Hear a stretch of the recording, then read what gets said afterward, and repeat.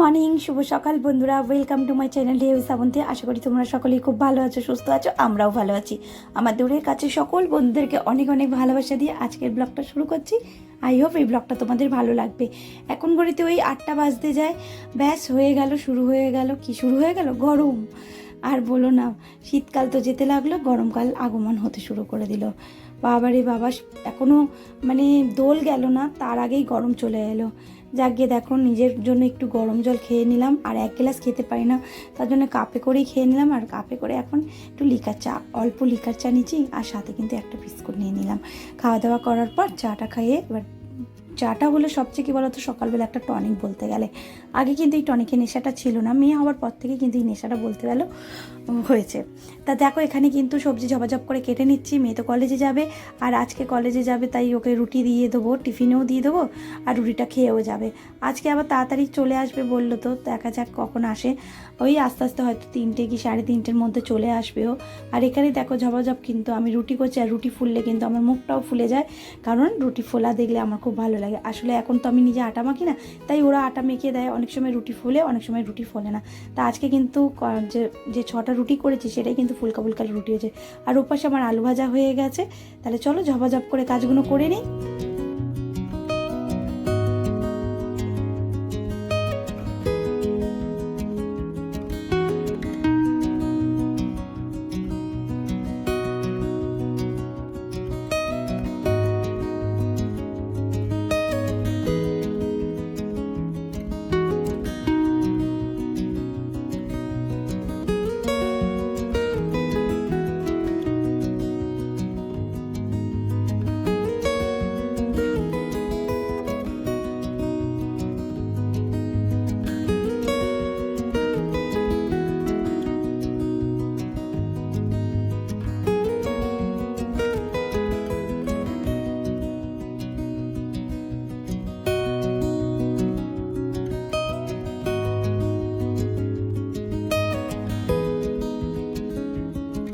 দেখো, মেয়ে চলে যাচ্ছে। আর আমাদের রাস্তার অবস্থাটা দেখেছো, ও এখান থেকে সাইকেল করে যায়, ওর বান্ধবীর বাড়িতে সাইকেল রেখে ওখান থেকেও বাসা করে তারপর কলেজে যায়, আবার ফেরেও কিন্তু এইভাবেই।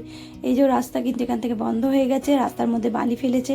তা মেয়েকে টাটা বাই বাই করে দিলাম, আর তোমাদেরকে একটু রাস্তার বেহালটা দেখিয়ে দিলাম। আর চলো, একটা পাখি কখন থেকে ডাকছে তোমাদেরকে একটু দেখাই।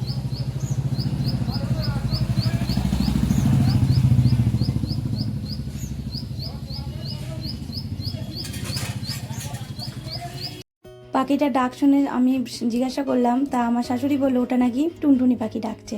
তা যা গিয়ে, আর এই দেখো এখানে দেখো চলে এলাম, আর ঘরটা পুছে নেবো, পুছে পরিষ্কার করে তারপরে রান্না বান্নার দিকে যাব।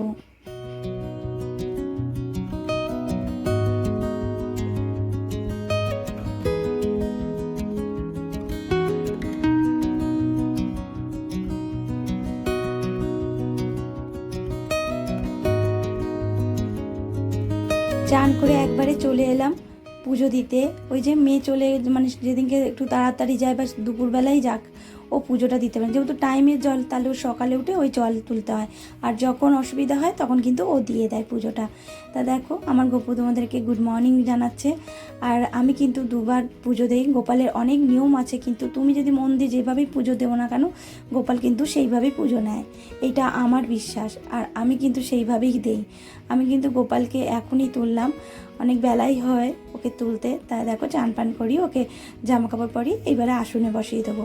আর আমার শ্বশুর জানো না, আজকে একটা খুব সুন্দর ফুল নিয়ে এসছে। ফুলটার নামও জানি না, কিন্তু খুব সুন্দর ফুলটা। দাঁড়াও দেখাচ্ছি তোমাদেরকে, আগে গোপুসোনাকে একটু সাজগোজ করিয়ে দেয়।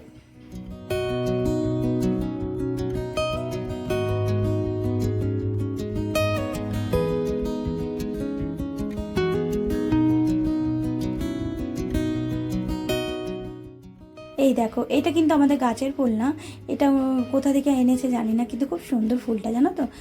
তা অনেক ধরনের গাছ লাগিয়েছে, দেখা যাক ফুল হয় কীরকম। তাই দেখো, এখানে তো দুটো এনেছে, তা সবাই ঠাকুরকে একটু সাজিয়ে গুজিয়ে দিচ্ছি। আর পুজো দিতে দিতে যেই কথাটা না বললেই আমার এই ভিডিওটাই অসম্পূর্ণ থেকে যাবে। যে সকল পুরনো বন্ধুরা প্রথম থেকে সাথে আছো, পাশে আছো, তোমাদেরকে অসংখ্য ধন্যবাদ।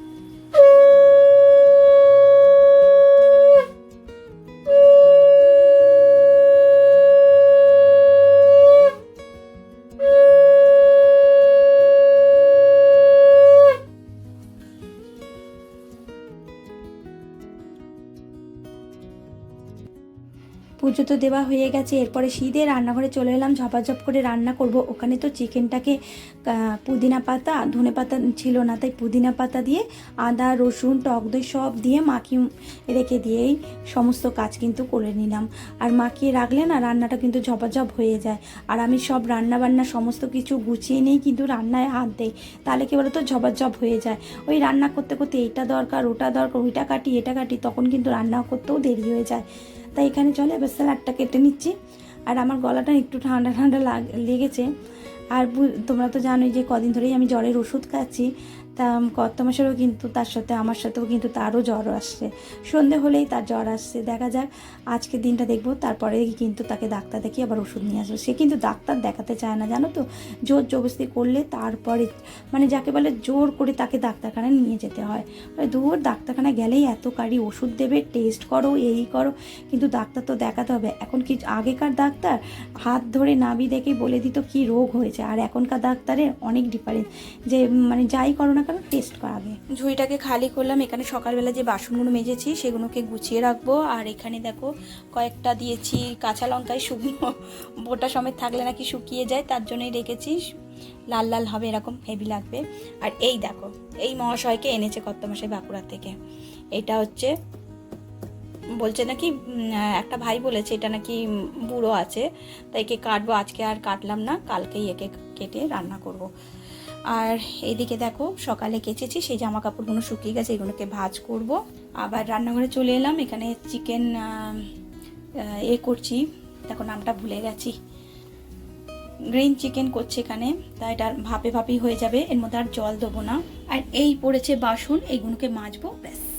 আর এইদিকে করেছি, তা চলো দেখাই কি করেছি। এখানে দেখো ডিম সেদ্ধ দিয়েছিলাম কর্তামশাইয়ের, আমরা তো টিফিন খেয়েছি, কর্তামশাই টিফিন করে রেখেছি, রুটি রয়েছে তরকারি, কিন্তু কর্তামশাই আসবে বলেছিল, তারপরে ব্যাস চেঞ্জ হলো। সে একবারে গ্যারেজ থেকে গাড়ির একটু প্রবলেম হচ্ছে, তা একবারে কাজ করে আসবে। তা সেই ফোন করে বললো যে আজকে একটু ফ্রাইড রাইস আর একটু চিলি চিকেন করো। তা ক্যাপসিকাম ছাড়া কি চিলি চিকেন হয় বলো? তাই অন্য একটা আইটেম করছি, জানি না কেমন লাগবে তার। আজকে ফার্স্ট টাইম সে কিন্তু খাবে এই চিকেনটা। এই চিকেনটা কিন্তু আমার বোনের হাজব্যান্ড করেছিল, খেয়েছিলাম, খুব ভালো হয়েছে। ভাবলাম যে আজকে একটু তাকে করে খাওয়াই, কেমন হয়েছে সে আমাকে বলবে।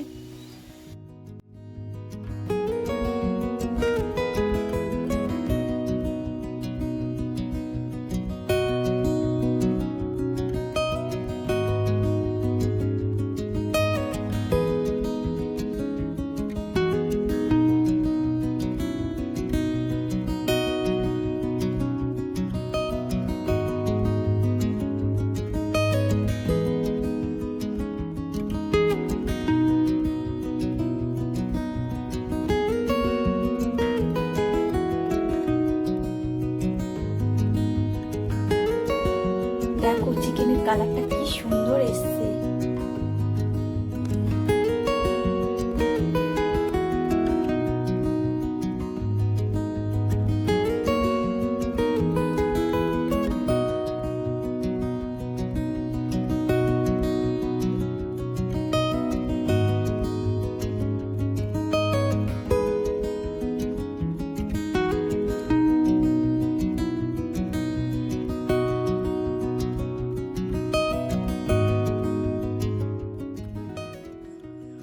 কি দেবে, কোথায় রাখবে খুঁজে পাচ্ছে না, সাইকেল ঢোকাবে। আগে এসেই রান্নাঘরে আজকে তাড়াতাড়ি চলে এসছে। চিংড়ি না, চিকেন। আচ্ছা চিংড়ি গন্ধ। দেখো এখন ঘড়িতে 3:30 বাজে, কলেজ থেকে এলো, এখন ও আর আমি দুজনে খাবো। কর্তামশাই এখনো আসেনি, কর্তামশাই আসতে দেরি আছে, সন্ধে হয়ে যাবে বাবা বললো আসতে, বুঝেছিস?